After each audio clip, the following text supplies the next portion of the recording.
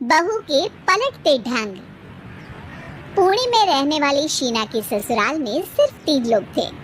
इस वजह से घर में ज्यादा काम नहीं होता था, तो वो दोपहर तक अपना सारा काम खत्म कर लेती थी। लेकिन उसके बाद वो बोर हो जाती।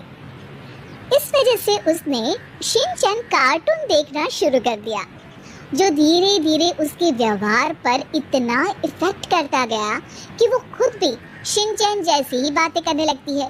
एक रात डिनर करते हुए, अरे बहू, जरा अचार तो देना। ओहो ससुमा, अब से इतना काम भी नहीं होता, इस तरह तो आप जल्दी जल्दी बुढ़िया हो जाओगी। अरे शीना, ये तुम कैसे बात कर रही हो? आपको तो कुछ भी समझ में नहीं आता। ये शीना का शिनचैन स्टाइल है। ऐसा बोलकर शीना वहाँ से चली जाती है। अगली सुबह शीना सबके उठने से पहले ही घर का काम खत्म करके कार्टून देखने बैठ जाती है। अरे वाह बहू, कमाल ही कर दिया, इतनी जल्दी सारा काम खत्म कर दिया। बस भी कीजिए, अब मैं इतनी भी कुछ खास नहीं। ओफो, तुम और तुम्हारे शिनचैन का भूत, जाने कब नॉर्मल इंसान की तरह बात करोगी। मॉम, आप तो बस मुझसे जलती रहती हैं। आपको क्या पता मेरी लाइफ कितनी मुश्किल है। अच्छा छोड़िए, अब मैं शॉपिंग के लिए जा रही हूँ। हाँ, तो ये है तुम्हारी मुश्किल लाइफ। शीना शॉपिंग करने मार्केट पहुंच जाती है, जहां उसे जय के ऑफिस की एक लड़की मिलती है। हेलो, आप जय की वाइफ है ना? हेलो, मेरा नाम शीना है। मैं 26 साल की हूँ और मुझे शिमला मिर्च बिल्कुल भी पसंद नहीं है, पर शिमला जा सकती हूँ। हाँ। शीना की बात सुनकर लड़की आगे कुछ बोले बिना वहां से चली जाती है। कमाल है, आजकल के बच्चों को इंटेलिजेंट लोगों से बात करना आता ही नहीं। शीना शॉपिंग करके घर वापस आती है, जहां सास और जय साथ बैठकर आइसक्रीम खा रहे होते हैं। मैं कितने मतलबी लोगों के बीच रह रही हूँ। एक छोटी प्यारी बच्ची के बारे में सोचे बिना सब आइसक्रीम खाने बैठ गए। अब इतना नाटक करने की जरूरत नहीं है, तुम्हारी आइसक्रीम फ्रिज में रखी है, खा लो। आइसक्रीम, मैं आ रही हूँ। इसी तरह दिन बीतते हैं। अभी तक तो घर में सारे लोग शीना की हरकतों से परेशान हो चुके होते हैं। एक शाम उनके घर पड़ोस के अंकल आते हैं, जिन्हें देखते ही शीना बोल पड़ती है। हेलो अंकल, आज आप यहाँ? ये कह रही है आप यहाँ बैठिए, हम अभी आते हैं। ऐसा बोलकर शीना की सास उसे लेकर रसोई में चली जाती है।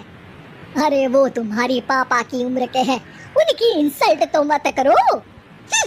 आपको तो बस अपनी ही खुशी दिखाई देती है। शीना के ऐसे बोलने पर सास हैरान रह जाती है और शीना बाहर आकर अंकल से कहती है, अंकल, आज आप क्या लेने आए हैं? या फिर बस सासू माँ को देखने का बहाना चाहिए? वैसे ये इतनी भी अच्छी नहीं है, पूरा समय मुझे डांटती रहती है और कभी कभी तो खाना भी नहीं देती। अंकल हैरानी से उसकी ओर देख रहे हैं। तभी उसकी सास वहाँ आती है। अरे शीना, इतना झूठ मत बोलो, मैंने कब तुम्हें खाना नहीं दिया? अरे ऐसा बोलोगी तो तुम्हें आज रात का खाना सच में नहीं मिलेगा। देखा, मैंने कहा था ना, बच्ची पर जुल्म करती है। आप मुझे अपने घर ले चलो अंकल।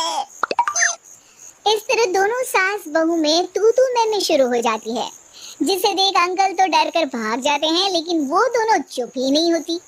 रात को जय के घर वापस आने पर सास उसे शीना की सारी बात बताते हुए कहती है, अरे इसके सर से कार्टून का भूत तो उतारना ही पड़ेगा।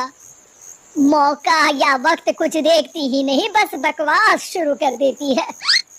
बात तो आपकी सही है, पर क्या करेंगे? अरे कार्टून देखकर ऐसी बनी है तो इसकी कार्टून ही बंद कर दो। हाँ, कार्टून बंद करके कुछ समझदारी वाली चीजें दिखाते हैं।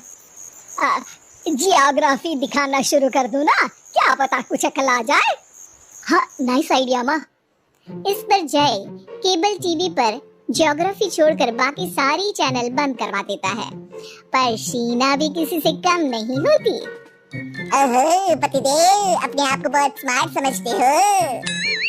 शीना मोबाइल पर YouTube ऑन करके उस पर शिनचैन देखने लगती है। शीना की इस स्मार्टनेस को देखकर जय तो बेचारा सर खुजलाता ही रह जाता है। हमने इसे जरूरत से ज्यादा अंडर एस्टिमेट कर दिया, अब क्या करें माँ? अरे इंटरनेट बंद करवा दे बेटा। शीना को कार्टून की दुनिया से बाहर निकाल वापस इंसान बनाने के लिए अब जय इंटरनेट भी बंद करा देता है, जिससे शीना परेशान हो जाती है। सब मेरी खुशी से जलते हैं, पर अब क्या करूं? शीना सोच में पड़ जाती है, लेकिन कोई आइडिया नहीं मिलता, जिस पर मजबूरी में वो ज्योग्राफी देखना शुरू कर देती है। हाँ, लगता है अब कुछ ही दिनों में इसके सिर से शिनचैन का भूत उतर ही जाएगा। हाँ बेटा, उम्मीद तो यही है। दिन बीतते हैं और घर में सब शीना के बोलने का इंतजार करने लगते हैं, लेकिन शीना टीवी में ऐसे खो जाती है कि उससे पूछे सवालों का हाँ या ना के अलावा और कुछ जवाब ही नहीं देती। देखते ही देखते हफ्ता बीत जाता है, तो सब्र का बांध तोड़ते हुए जय टीवी बंद कर खुद ही शीना से बात करने बैठ जाता है। क्या बात है शीना, पहले तुम ज्योग्राफी देखने को तैयार नहीं थी और जब देखने बैठी तो इसके आगे किसी चीज की कोई सूध ही नहीं, ना किसी से बात करनी, ना घर का कोई काम। अरे माँ कब तक अकेले सब कुछ संभालेंगी? अभी भी तुम्हारे सर से शिनचैन का भूत उतरा कि नहीं? जब मादा भालू नर भालू से बात नहीं करती, तो वो उनका ध्यान अपनी तरफ आकर्षित करने के लिए बिल्कुल यही हरकत करते हैं। तुम नर भालू हो। शीना के ऐसा बोलते ही जय और उसकी मम्मी एक दूसरे की तरफ देख सर पकड़कर बैठ जाते हैं।